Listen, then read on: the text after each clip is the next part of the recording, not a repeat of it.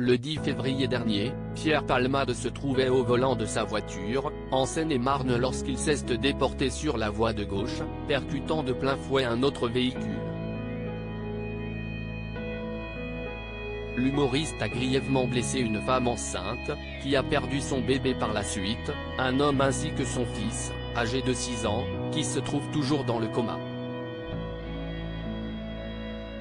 Ce mardi 14 février, Mourad Batik, l'avocat de la famille des victimes de l'accident, a pris la parole sur l'antenne de BFM TV. Il a fait des révélations concernant le calvaire du petit garçon. Il est encore en réanimation, a-t-il d'abord expliqué avant de poursuivre. Il a subi entre 5 et 7 opérations pendant ces dernières 72 heures. Concernant son état physique, Mourad Batik a pu s'entretenir avec sa mère au téléphone et celle-ci lui a indiqué qu'il aurait la mâchoire fracturée et serait défiguré.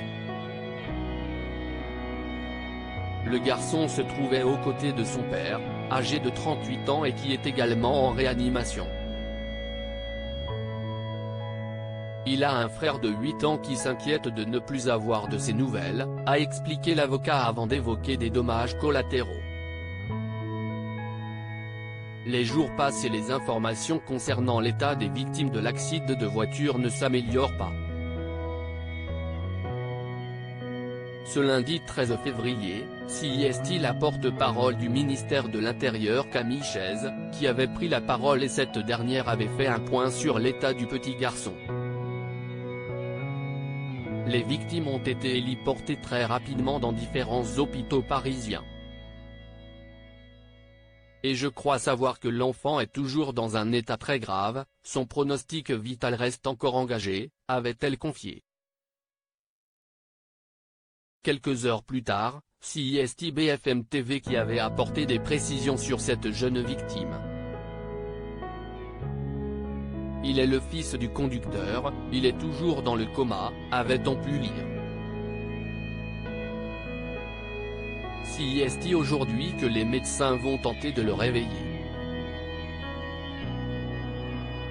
Selon un proche de la famille, son cerveau a été touché quand sa tête a cogné la vitre, était-il précisé ensuite.